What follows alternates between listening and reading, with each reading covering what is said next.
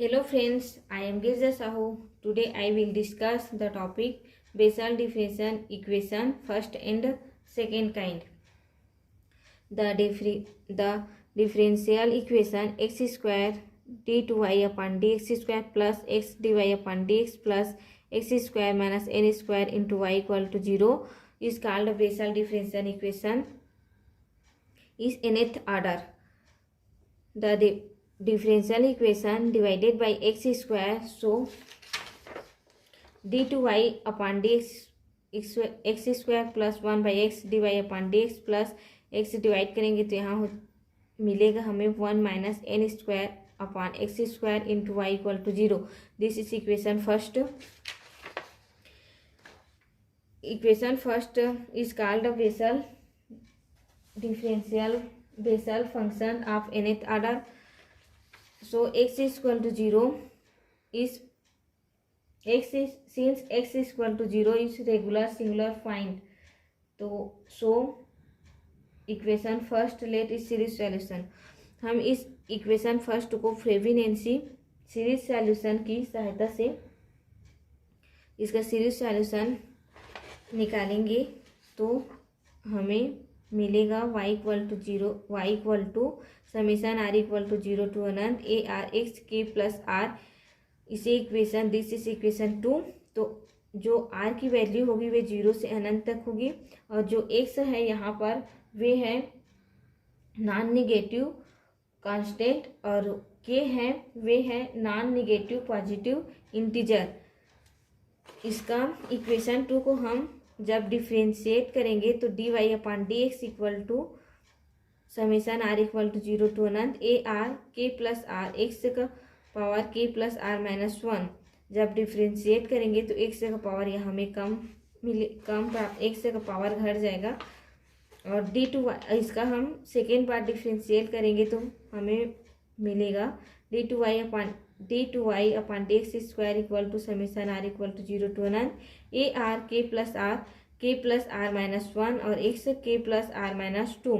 अब इस d y upon d x और d two y upon d x दोनों की वैल्यू को हम इक्वेशन फर्स्ट में जब पुट करेंगे इक्वेशन फर्स्ट में हम पुट करेंगे तो मिलेगा हमें summation r equal to 0 to अनंत d two y upon d x का मान यहाँ रखेंगे a r k plus r और k plus r minus 1 x k plus r minus 2 और 1 by x d y upon d x का value रखेंगे तो ए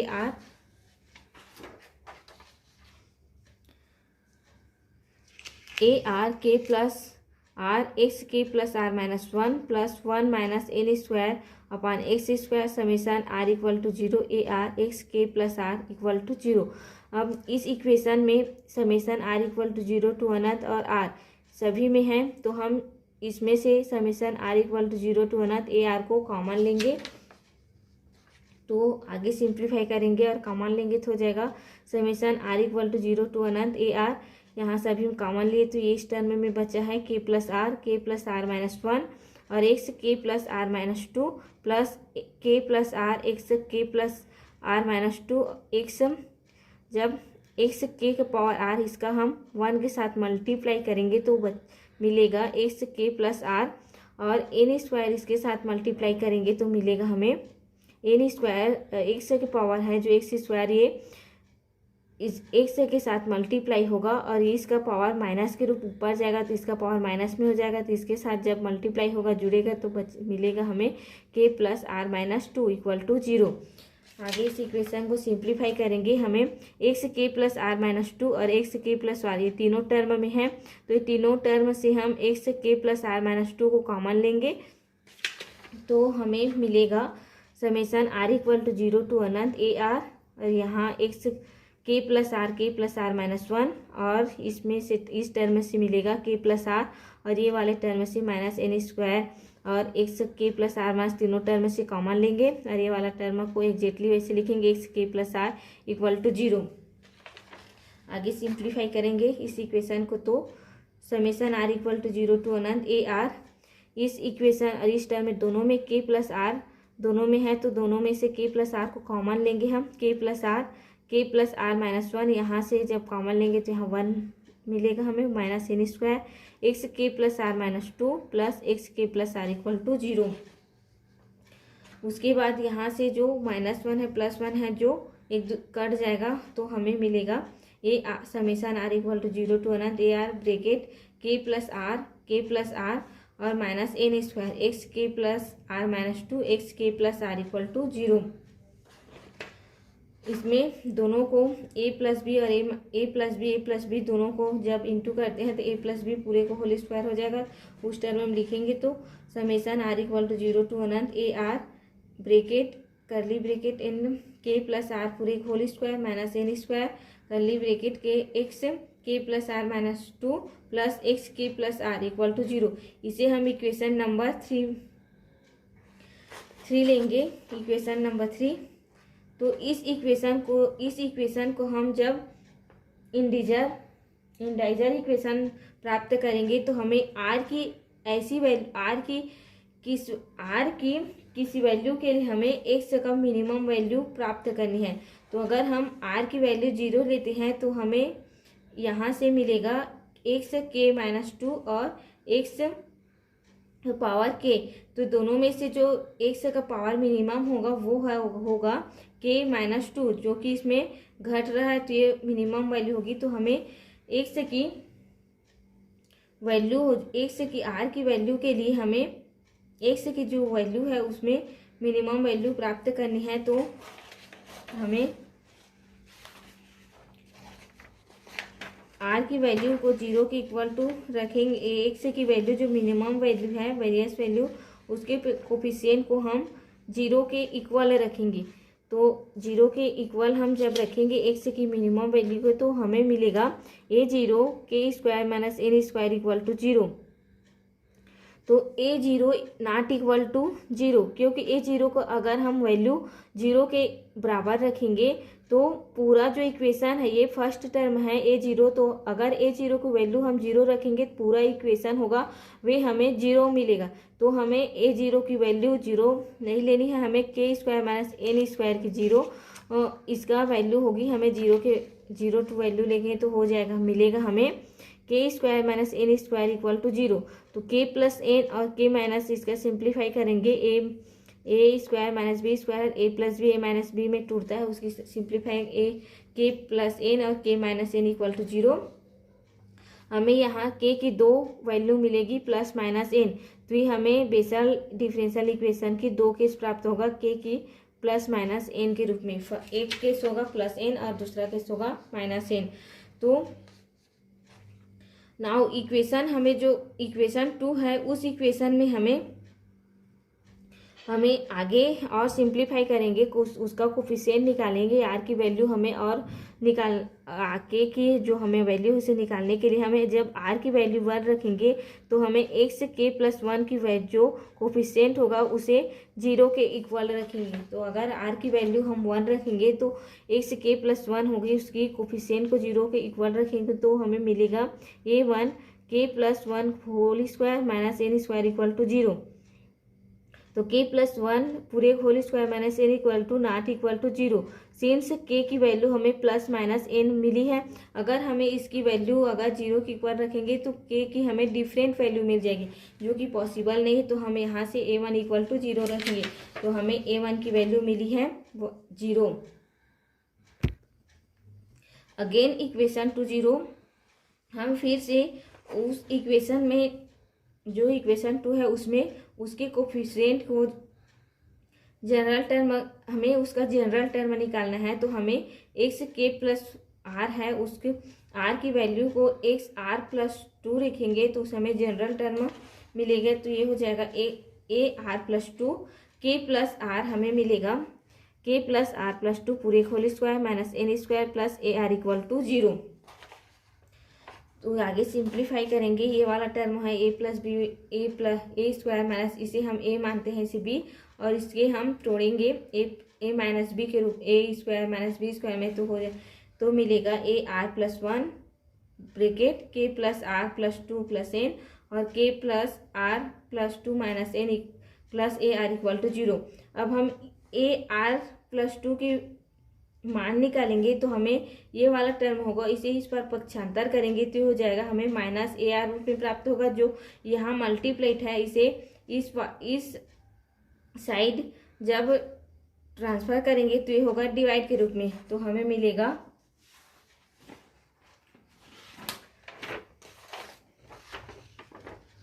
तो हमें ये a r plus two equal to minus a r k plus r n plus two और k plus r minus n plus two, इसे equation 5 minus this equation 5।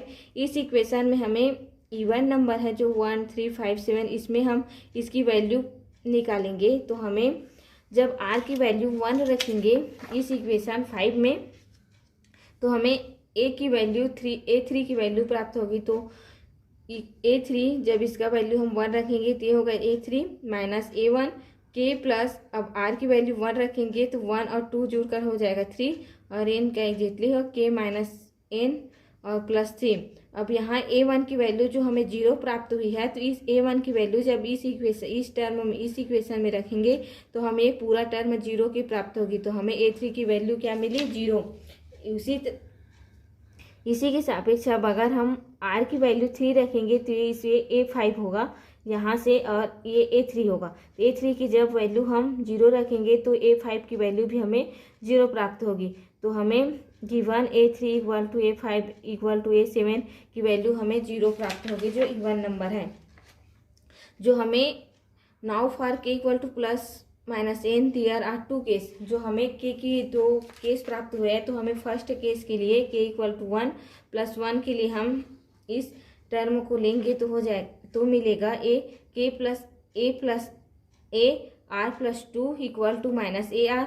हम k की वैल्यू n रखेंगे तो मिलेगा n plus r plus n plus 2 n plus r minus n plus 2, ये n और ये n जुड़कर हो जाएगा 2n।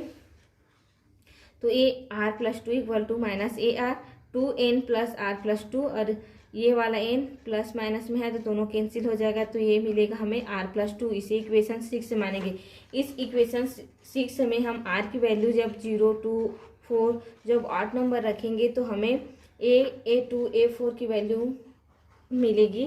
तो A2 जब r की वैल्यू हम 0 रखते हैं इस इक्वेशन में तो हमें A2 की वैल्यू मिलेगी तो माइनस A0 2n प्लस 2, आर की वैल्यू 0 होगी 2n प्लस 2 और ये 0 होगा तो यहाँ से मिलेगा 2 और 2 को हम जब इसमें कॉमन लेंगे और ये वाला 2 को हम पावर के रूप में लिखेंगे तो हो जाएगा माइनस A0 तो मिलेगा 2 का power 2 n plus 1 equal to minus A0 2 का पावर 2 1 फैक्टोरियल n प्लस 1। ये हमें मिला A2 की वैल्यू। अब हमें A4 की वैल्यू निकालनी है। तो A4 की वैल्यू तो हमें मिलेगा A4 equal to minus A2 2n plus 4 into 4 minus, अब इसमें से हम 2 को कॉमन लेंगे और ये वाले 2 को पावर के रूप में 2 के पावर के रूप में लिखेंगे तो माइनस A2 2 का पावर 2, इस यहाँ से 2 को कॉमन लिए तो 2 फैक्टोरियल और यहाँ मिलेगा n प्लस 2। A2 की वैल्यू जो हमें पहले टर्म में प्राप्त हुई है अभी तो उसमें हम a रखेंगे, इसका मान तो हो जाए तो मिलेगा A0 2 का पावर 2 2 फैक्टोरियल n प्लस 2 1 अपान 2 फैक्टोरियल n प्लस 1। फिर आगे सिंप्लीफाई करेंगे तो A0 2 का पावर 4, ये वाला 2 का पावर 2 है ये तो दोनों मल्टीप्लाई होकर आपस में इसका जब पावर और एडिशन होगा तो हमें मिलेगा 2 का power 4 2 factorial n plus 1 n plus 2। ये हमें A4 की वैल्यू मिली। उसके बाद A6 की वैल्यू निकालेंगे तो minus A4 2n plus 6 into 6 equal to minus A4 2 into 6 n plus 3। अब यहाँ से हम 2 को कॉमन लिए हैं और ये 6 को जब 2 इंटू 3 के टर्म में तोड़ेंगे तो ये इसका 2 एक 2 और ये 2 डिवाइड के पावर के रूप में लिखेंगे और यहाँ पर 3 बचेगा तो माइनस A4 2 का पावर 2 3 इंटू n प्लस 3। तो A4 की वैल्यू जो हमें मिली है उसे यहाँ पर रखेंगे। A4 की वैल्यू तो 1 अपान 2 का 2 factorial 2 3 factorial n plus 1 1 power 1 अपान 2 का power 4 2 factorial n plus 1 n plus 2। तो सो A माइनस A0 टू का पावर 6, ये वाला 2 का पावर 2 और ये वाला जब मल्टीप्लाई होगा तो एडिशन होगा तो मिलेगा हमें 2 का power 6 3 factorial n+1 n+2 n+3। तो इस a0 जो सब k की वैल्यू फर्स्ट केस के लिए हमें जो वैल्यू मिली है a1 a2 a3 a4 a6, इसी पूरे को वैल्यू को हम जो इक्वेशन 2 माने हैं y = उसमें हम इसे पुट करेंगे y = summation r = 0 to Anant ARX। जब इसे हम सिंप्लीफाई करेंगे तो हम ये x पावर के a0 plus a1x plus a2x² plus a3x³ etcetera. तो इसमें हम पहला केस k = n के लिए जब a0 a1 a2 की वैल्यू रखेंगे तो हमें मिलेगा y = xn।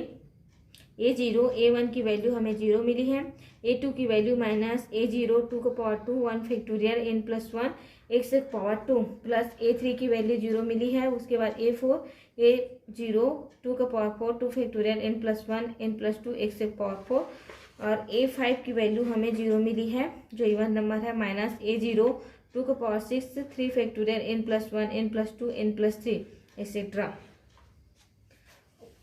तो इसे आगे इस इक्वेशन को हम आगे सिंप्लीफाई करेंगे तो सो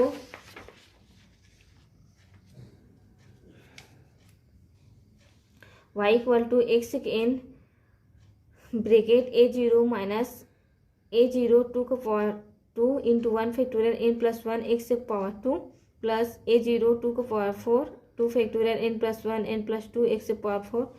और इसमें जो पूरे इक्वेशन में हमें a0 है वो सभी टर्म में है, तो इस पूरे a0 में से हम कॉमन लेंगे तो आगे y = xn a0 को कॉमन लिए हैं, यहाँ मिलेगा 1 माइनस n² 2 का power 2 1 factorial n+1 plus x power 4 2 का power 4 2 factorial n+1 n+2 minus x power 6 2 का power 6 3 factorial n+1 n+2 n+।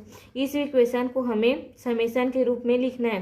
तो समेशन के रूप में आगे हम जब इस इक्वेशन को समेशन रूप में लिखेंगे तो हमें मिलेगा y = a0 xn summation r = 0 to अनंत। अब यहाँ हमें फर्स्ट टर्म को प्लस में और सेकेंड टर्म को माइनस में लाना है, तो हमें -1 का पावर r करेंगे जब, तो हमें फर्स्ट टर्म प्लस में सेकेंड टर्म माइनस में मिलेगी एंड x का पावर जो स्क्वायर है 4 है 2 के पावर बढ़ रहा है, तो हमें x का पावर जब 2r रखेंगे 1 रखेंगे तो इसका मान 2 रखे 2 रखेंगे इसका मान 4 मिलेगा। तो ये इसे इस तरह से सिंप्लीफाई हम लिखेंगे।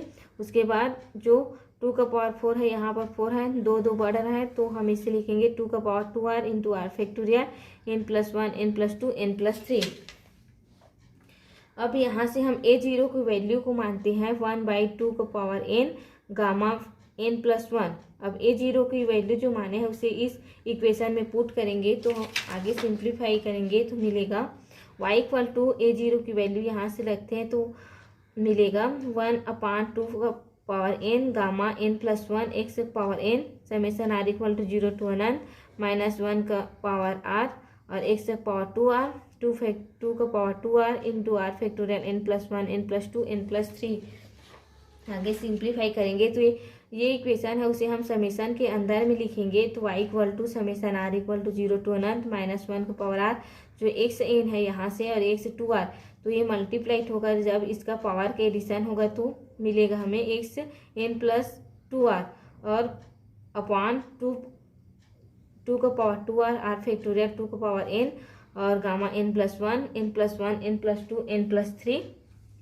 आगे सिंप्लीफाई करेंगे तो ये 2 का पावर 2r है 2 का पावर n, तो ये मल्टीप्लाई होगा 2 का पावर 2r प्लस n, ये वाला टर्म दोनों में समान घात होगा तो -1 का पावर r, इसे दोनों को हम एक साथ लिखेंगे x/2 n+2r दोनों का पावर सेम है तो एक साथ लिख रहे हैं r factorial 2n gamma n+1 का मान होता है गामा n, तो इस गामा n+1 को लिखेंगे हम गामा n और n+1 n+2 n+3। जब इसे सिंप्लीफाई करेंगे वे इक्वेशन को तो मिलेगा समेशन r = 0 to अनंत -1 का power r x/2 n+2r power upon r factorial अब गामा एन प्लस ए यहाँ से 1 बड़ा एन है, उसके बाद 1 2 3, तो हमें इसे इस टर्म में लिखेंगे gamma n plus r plus 1।